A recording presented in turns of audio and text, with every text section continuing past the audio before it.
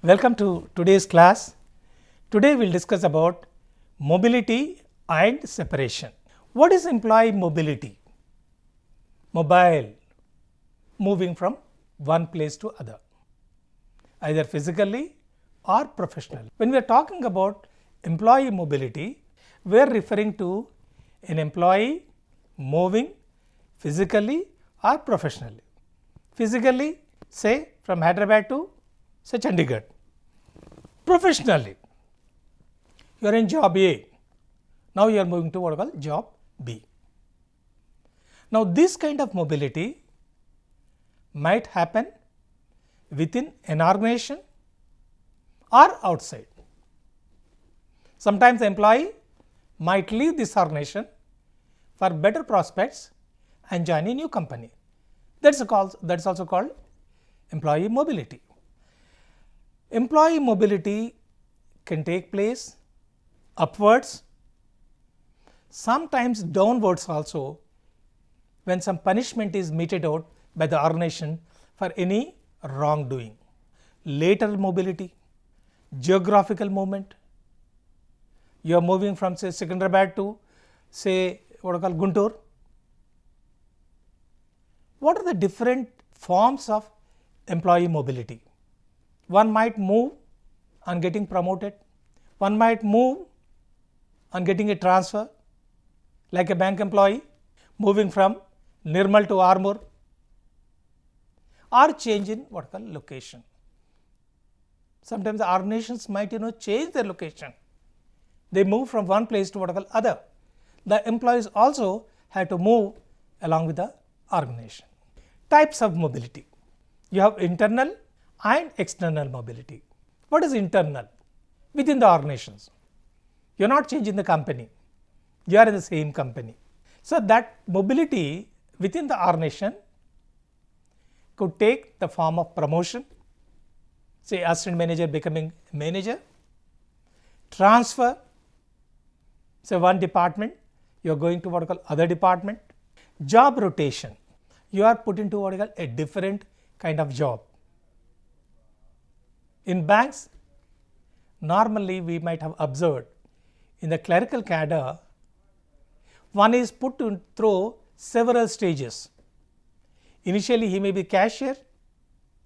After some time, he might be put into what we call check clearing session. Then he might be put into what we call some other things. Why employees are rotated among the jobs? That means you are making an employee an all-rounder, subject to of course his suitability, competency, etc. so that he can fit into any gap. Say for instance, an employee holding the cash is on leave.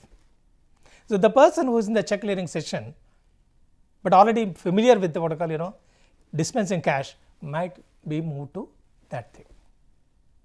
So, within internal mobility, you have vertical and you have horizontal. What do you mean by vertical mobility? Moving up within the organization. On the other hand, horizontal is new role. In this new role, you might have equivalent or similar responsibilities. Whereas the vertical mobility, you are moving up. AM becoming manager, manager becoming deputy manager, a deputy manager becoming deputy general manager, etc. Come to the external mobility. External, that means outside the organization. One organization to another organization. One company to another company. Maybe for better prospects. Third, talent mobility or global mobility. What is talent? We keep talking about skill, knowledge, experience. But we all know great managers, they not only look for skill, knowledge, experience, but they also look for talent. What is talent? Talent is a recurring pattern of behavior. Like a cricketer hitting the sweep shot. Like MS Dhoni, helicopter shot. That talent is inborn, specific to that individual. Of course, initially the talent could be raw. The more the they train, the more the practice, they might become what we call good. But talent is something you can't train people for that. One should have flair for it within it. Talent mobility means working for their company from anywhere. Thanks to COVID, now we have online, offline, online. More or less organizations are referring to or practicing what is called hybrid. 4 days the employees are allowed to work from home and 2 days they are required to come to the organization, maybe to attend some important meetings, etc., etc. But in manufacturing concern, it may not be possible because you need to be present on the shop floor. Why internal mobility? Are there any advantages, disadvantages? Let's look at the advantages. Supports talent retention. Man craves for recognition. Man craves for change. So when you are facilitating mobility, they feel like being committed and engaged to the organization. Saves cost and time by shifting the people depending on the requirement. Workforce diversity. When you have diverse people with a diverse background, they bring their unique talent, unique ideas. Career agility. What is agility?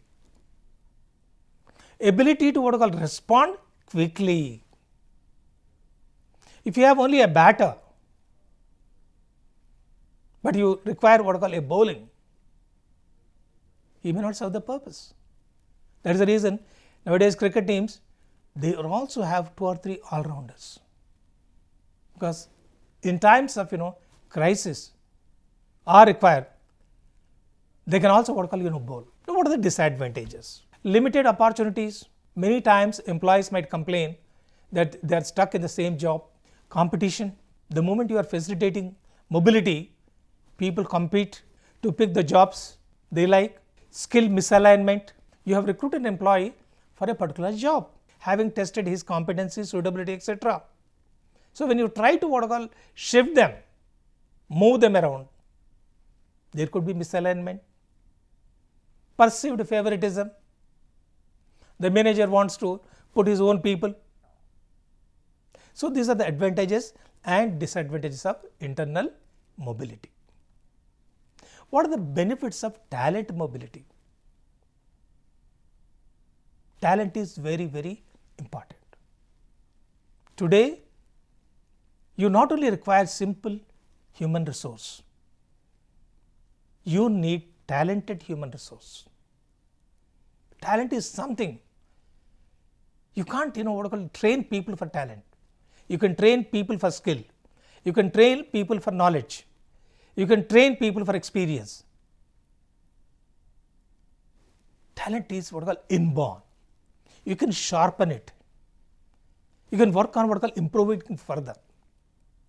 So talented people must be allowed to move around.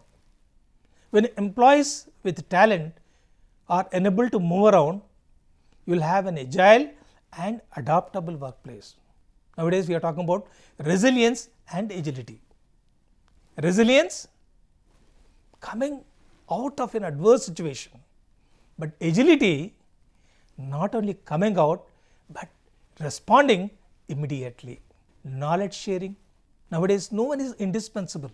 When someone is likely to move or someone is likely to retire, do we have someone to take his position? Professional development opportunities. No one would like to stick around to the same job. He looks for change. He looks for recognition. Increased diversity. When you have people with different traits, different qualities, different competencies, you have different ideas. Access to a wider talent. If you have a limited talent pool, the organization's ability to compete in the market gets very limited. So these are the benefits of talent mobility. That is the reason organizations facilitate talent mobility. Geographical mobility. You are relocating a different city or a country. Look at the IT companies. They might have been recruited in India, but they might be required to work, say States or Sweden, Japan. Of course, thanks to online working, nowadays you don't require to move geographically.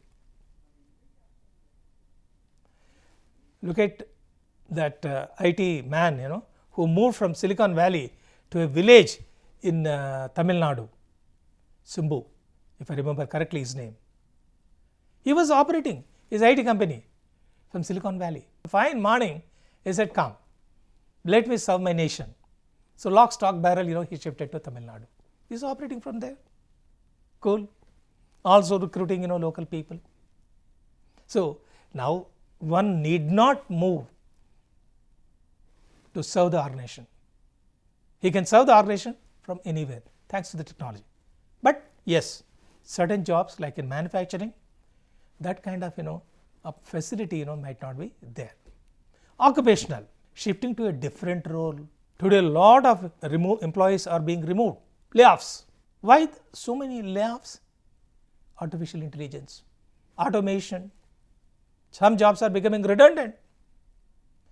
So unless until one is willing to update himself, upskilling, reskilling.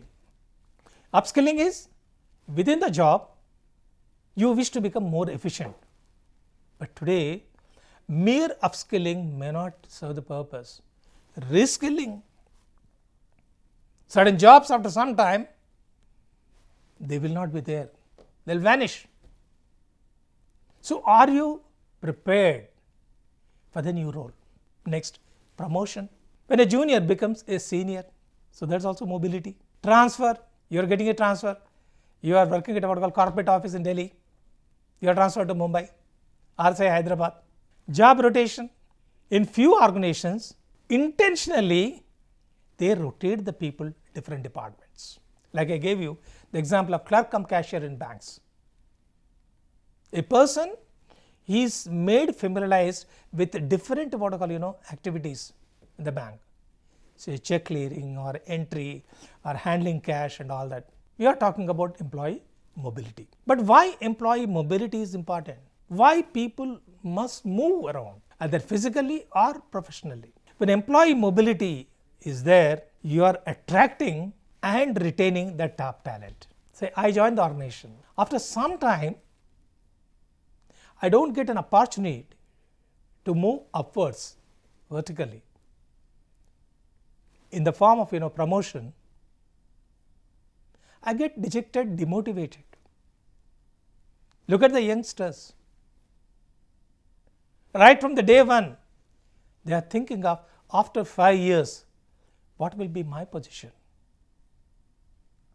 So as an organization, you have to provide opportunity for the employees to move around, update themselves. What is that? I have EVP, it is called Employee Value Proposition. At the time of attracting the prospective candidates in the recruitment stage, what the organizations do?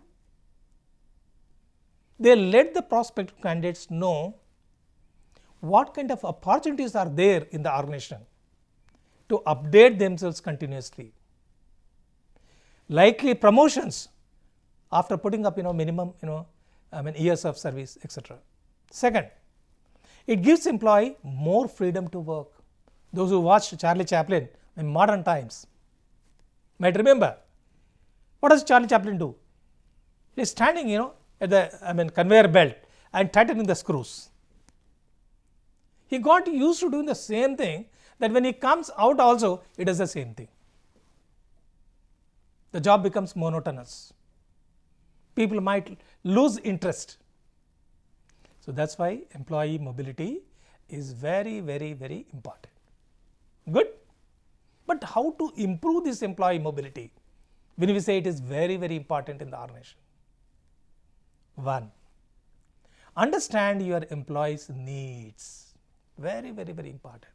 Nowadays we are talking about emotional intelligence. What is emotional intelligence? understanding your emotions, understanding the emotions of your people. I was told an army lieutenant or sergeant or whoever it is, the first and foremost thing he does is to familiarize himself with all his soldiers. Why? When you know your employee, when you can connect with him, he becomes motivated. He gets inspired. Oh, my boss understands me. My boss knows my requirement. 2. Incorporate an upskilling program. Thanks to the technological developments taking place at unprecedented speed, people are becoming obsolete very soon. There is a saying, obsolete technology is dangerous, but obsolete human resources is disastrous. Does the organization provide scope for upskilling himself? Internal mobility improves employee tenure by 53%. Many organizations are worried about people leaving their jobs in search of green pastures. When you provide internal mobility, people have the opportunity to move up vertically, maybe to a leadership positions. It leads to 17% higher engagement. When the employee knows that organization is investing in me, constantly updating myself by sponsoring me for different programs, like an organization sponsoring his employees to an MBA program or sending him somebody to a seminar. This creates a feeling in the employees, wow, organization takes care of me, so let me give their best. Of course, there are some cynics who say that we train people and they decide to leave. My response is, train your people so much they feel like leaving. Train your people so much that they feel like leaving, but treat them so well that they don't leave. Simple. Implement a work from anywhere policy. That's what we are experiencing now. Of course, few organizations are insisting that at least twice in a week you need to come to the office. Hire talent beyond borders. There was a time in Hyderabad, for instance, we used to find people only from within the country, but now you have people from Japan, people from Singapore working here. Same Indians working elsewhere. Use technology that enables employee movement. Technology is a buzzword. Data centric decision making is a buzzword. Artificial intelligence is there. Okay, let's discuss about employee separation. What is separation? End of a professional relationship of an employee and the organization. When the relationship that comes to an end, we say it is separation. That could take place, say voluntary resignation, the employee leaving on his own, termination, either disciplinary grounds or maybe some other reason, or retirement. Let's look at the types of separation. 1. Resignation. It's the most professional and courteous way. You submit your resignation letter to the organization. That means you would like to leave. But within this resignation, you have a forced one and a voluntary one. Forced one, employer is asking, maybe he is not happy with your performance, or maybe he is not in a position to continue employing you. Voluntary, employee chooses to leave a company for better prospects. Termination, removal due to performance or misconduct. Now this removal might take place with prejudice or without prejudice. With prejudice When the organization removes an employee from the roles, it's no longer interested in hiring him again. Without prejudice, company may rehire as and when required. I came across a company when they were short of orders, they have arranged outplacement, helping the employees find the jobs elsewhere, and once the company did the turnaround, they once again would rehire the same employees. For instance, look at FedEx. It always encourages its ex-employees to join the company back after serving somewhere else. Wrongful termination, dismissing employee unlawfully without giving proper notice, following the due procedure, etc. Fired. Employer may choose to fire an employee. Couple of months back, HR manager was working on his what called email on a computer. Suddenly he gets a mail that you are fired, and then his email was disconnected. Layoff, lot of layoffs you have seen in the recent IT sector, maybe for their own reasons. Constructive dispersal. Employee may choose to leave. Okay. End of temporary job. Nowadays we are talking about gig economy. Okay. Fixed tenure, contract employment, consolidated salary and all. So when the contract is over, the employee has to leave. Voluntary termination on his own, like I left APSFC by own free will. You all must have heard about golden handshake. You get some lump sum amount. Involuntary, employer is not in a position, so he asks you to, or he allows you to leave. Mutual agreement, you both agree, take care, I don't feel like continuing. The employer says fine. Termination for a cause, for a specific reason, due to some wrongful way of doing, causing loss to the organization. The third is kind of separation is retirement. Earlier we had 58, now 60, some state governments 62. Okay, so leaving one job at the time of the retirement age, superannuation, so you cease to work. Mandatory, that means the organization specifies. Someone was telling me that in Kerala it is still 55 years. They have stuck to that. Voluntary, you resign voluntarily, no force. Phased, when the company finds it difficult, they might plan it to retire people in a phased manner. More experienced people whose salary bill is very huge, and the organization is not in a position to have them, they might provide for retirement in a phased manner. Let's look at reasons of employment separation. Why separation takes place? Why the relationship between employee and the organization comes to an end? New job opportunity. You got a new job, employee performance, organization is not happy with your performance, idil mange more. Retirement, 62, you're due to a retirement. Relocation, you're joining your daughter or son. Change in family dynamics, temporary or permanent. Finance reasons. Now what are the top reasons? Look at this diagram. Why employees quit their jobs? One of the most important reason, even I also have noticed, that why people leave or separation is recognition. Let us not forget one thing, human beings crave for recognition. When they don't get recognized and rewarded, they think of leaving. Second, relationship with the managers. Third, lack of contribution. When the employee feels that he is not able to contribute something. Same repetitive kind of job, monotonous, similar nature of job.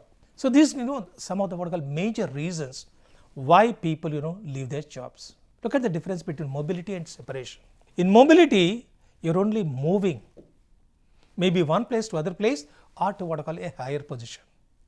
When separation, you are exiting from the organization. The purpose of the mobility is career growth, skill development. Whereas separation, either voluntary, involuntary cessation of employment. That means the employment relationship comes to an end. In the case of mobility, the focus is on retention and internal development. In separation, turnover and need for replacement, because people are leaving the jobs and you need to replace them. So, employee need to be provided an opportunity to move around in terms of job, in terms of job satisfaction, etc. Unless until the employees are provided an opportunity to move around, either in terms of promotion, in terms of job satisfaction, in terms of job rotation and all that, people look for alternatives. They might look for what are called green pastures. Today, an employee loves to work for an organization where he can improve himself, update himself, grow himself. Separation is a smooth way of separation. Even if at the time of leaving, let's create a feeling in the minds of the people or the employees that this is the organization about which they feel proud of working. Like I was mentioning about FedEx, where employees leave for better opportunities, but they do come back if they wish to come down. In other words, the word of mouth. If the employee sticks to your organization, being impressed with your care and concern, excellent. But even if he leaves, let him leave with a positive feelings so that he becomes your brand ambassador. So, to conclude, I must say that organizations must plan for mobility, must be fair in terms of treating the employee, providing enough opportunity for them to grow and prosper, and then provide for a what I call a smooth separation wherein emotionally they are not disturbed, and when they are out of the organization also they can put a good word about the organization. Thank you.